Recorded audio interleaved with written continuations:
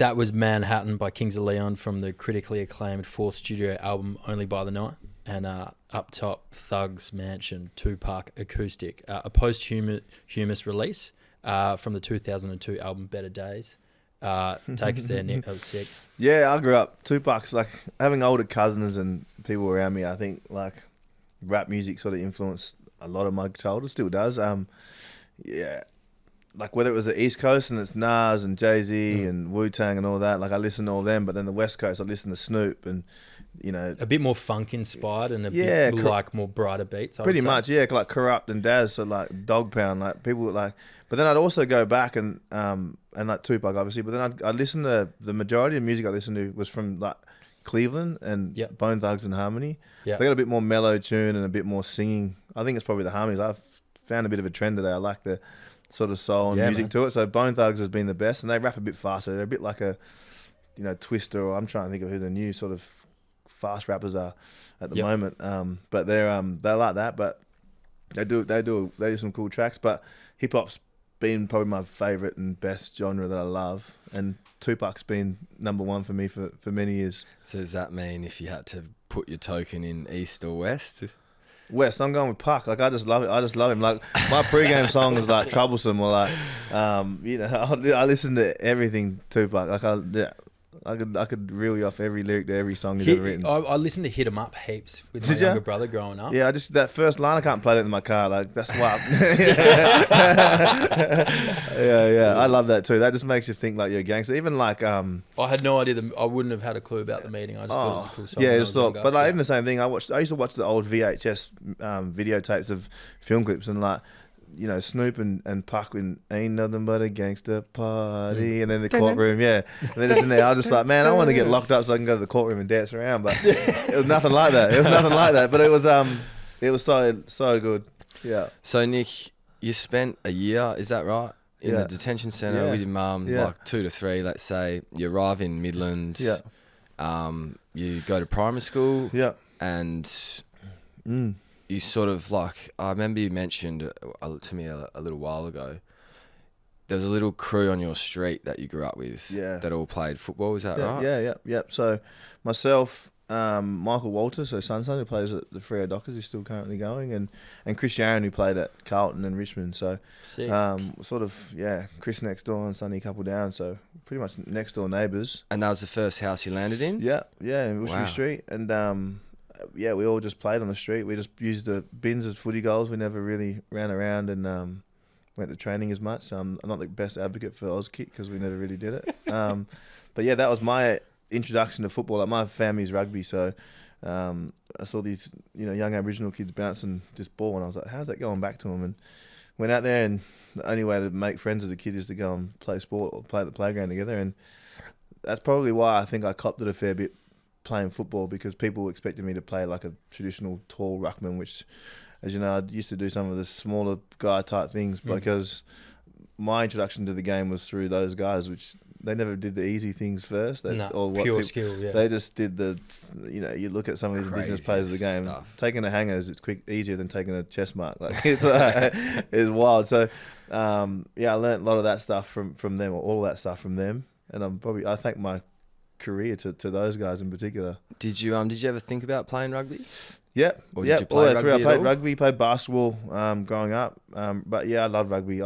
My dream, sounds really weird saying it, I always wanted to play for the Wallabies. Yeah. Lottie Takiri. Yeah, Lottie. And it's funny because you get to meet your idols growing up along the path. So even meeting him and, I dressed up as him a few times, dress-up parties and things like that. Now he shaved his head. But yeah, I always wanted to play on the wing, with like watching him and Wendell do their thing. But the All Blacks had guys like Joe Rokoloko, like Fijian guys, Rupeni Thao on their wings. So I always wanted to play rugby union.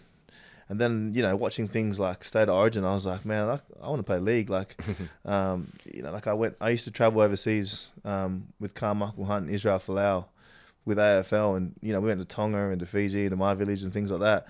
And I used to see how much my people back home were in awe of those guys, and I was like, man, I play football like in front of bigger crowds. Like, why do you love me like that? But it's like those guys, it's part of your DNA out there. Rugby's, just as important as church in our culture. So I always wanted to do it, and never got the chance to do it, but I'm still happy that I got to stay playing AFL. Yeah, I think you should be pretty proud of the imprint you've made at the AFL level, man. Not just your career and that, but in the community too. I appreciate it. What did you play? 200?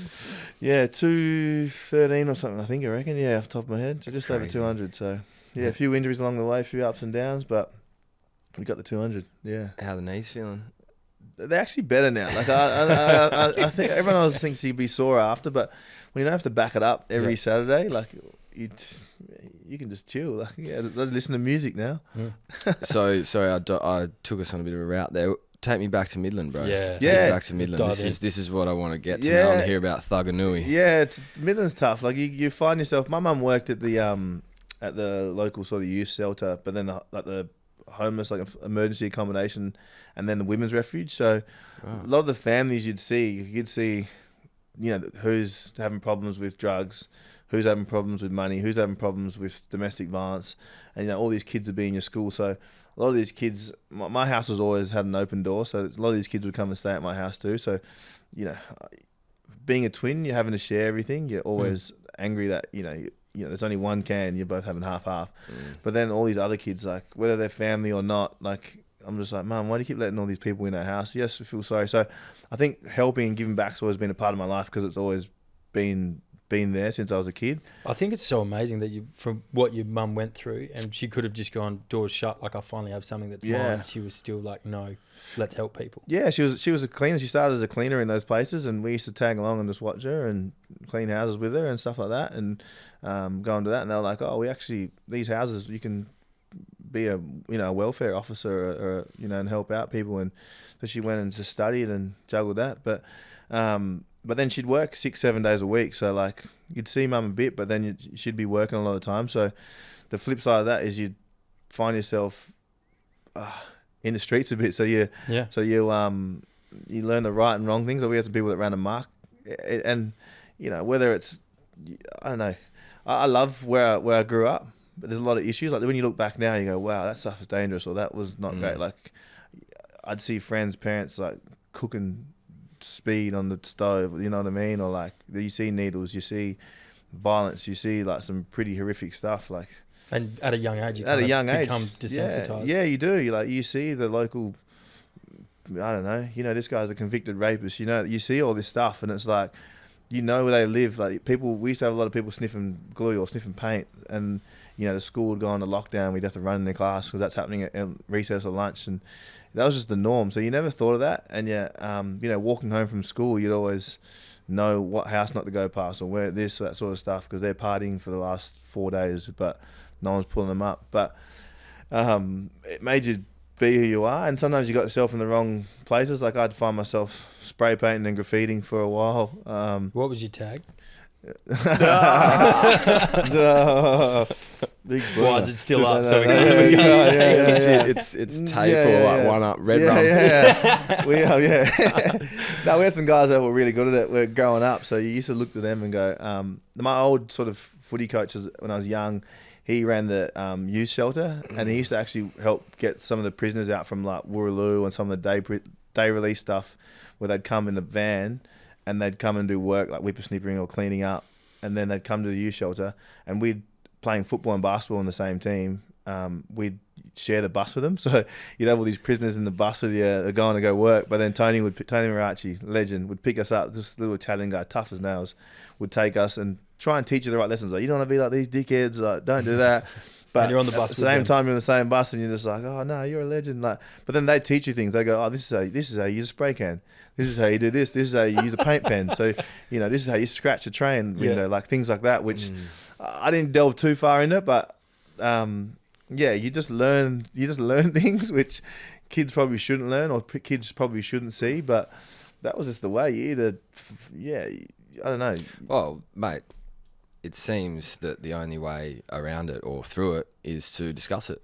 That's it, keep, educating and keep spreading awareness around the nature of these things and whether or not they're the correct things or not, and how maybe you never do know. But they're your life experiences. You've got a choice in which to react to it. And I feel like knowing you well, and probably how everyone knows you, is that evidently your upbringing's made you into an incredible man. So there is some way in which, it's talking about these things, being exposed to these things, accepting these things as a part of society or your childhood can be good. Yeah, I think it's been massive. And I think any learnings or anything I do now, I look back to what I had growing up or I didn't have and how that might affect what I currently do or how I want to do it better. Like, whether it's, working too much, you need to be home for your kids, how important family life is, or, I look at my friends and growing up and my family and stuff, like, everyone that I grew up with come from broken homes. Like, there's always, the majority of the time, was single parents. Like, there was a lot of no male sort of role models or figures in our lives. Like, these guys are in and out of jail. These guys are running away or beating up their partner, doing that sort of stuff. So you're constantly testing yourself now, going, how do I not become that? Or how do I keep, how do I sort of stop that trend? Because it's easy to go, oh, you know what, so-and-so did this, my uncles do that, or whatever. Like, I'll just keep doing it. But I guess some of that generational hurt or just patterns, there's got to be someone that sort of acts as a catalyst to sort of go, what's the new way? And you never get it perfect. I wouldn't sit here and say I do it perfect all the time, but it's always a good thing to have in the back of my memory to go, I don't know, I don't want that for my kids. I don't want them to, and like the struggles right now, I always was one of those guys like, I'm not sending my kid to a private school. Like, I come from Midland, like, I don't care. I don't respect that. But then I go, I actually think it's safer. I'm sending him there now. Like, I'm like, I don't want, like, as much as I want him to learn that stuff, I don't want him to learn it the way I did. Yeah.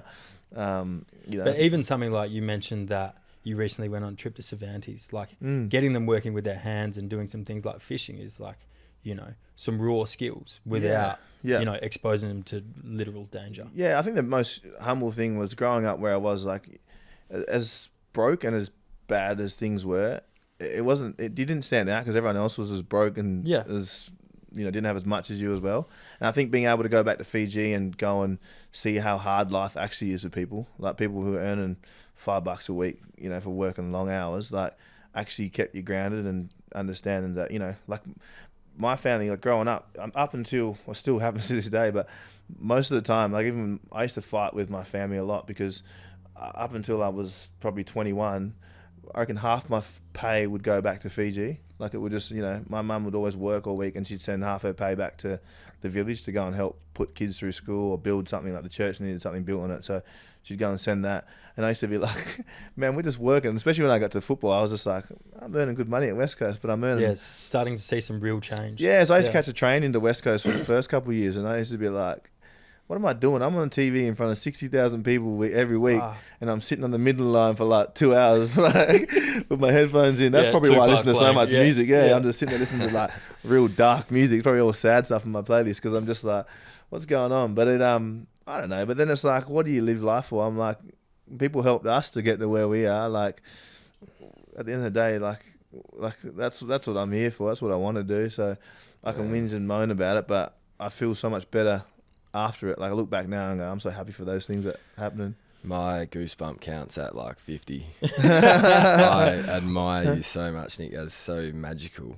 What I want to know is what you were listening to on the prison bus. Yeah, with Big Johnny and the boys. Man, we're listening to Big Johnny and the whatever boys. They want to listen to. Nah, a lot of the guys, that's probably where I've actually, through Tony and that, those guys out there, like, working, country music. Like, country's big. Like, I know country's taken a whole change now, and, you got black guys like me, like Shabuzi and that, like, doing stuff now, number one on the charts. But I listen to country non-stop, especially the Indigenous community, Aboriginal community. Number one for them is country music. You ask anyone, like... Yeah, I was about to say that. Yeah. Like Jet Boy, Flying... They'll listen to country music before anyone. Yeah, because I think it connects to country. It's telling songs and stories about the land and, like... And then just some of the, I just picture drinking a bottle of Jack Daniels or something and just like... You might be down and out and sad, but you're just sitting there, someone, your heart's been broken and you're sitting, Kenny Rogers, buy me a rose, call me from work, open the door for me, what would it hurt? It'd just be like, they'd be sitting, and I just like, that's where I'm like, that's probably where my love for country came from as well, because you just listen to so many artists, and there's some good American ones, but some great Aussie country artists, and, now I've got friendships with so many country Aussie artists, like, Casey Chambers and people like that, which, Yeah. Mate, that was my Casey wants me to make music with her at the moment. I'm like, how am I going to make music with you? That's so cool. I reckon right now we got to play a couple of countries. Get her in here. Yeah. We're going to go back to the bus and Tony and the big boys. That's amazing. Thanks so much for sharing again, man. Here's a couple of tracks from Nick Nat's Country Days.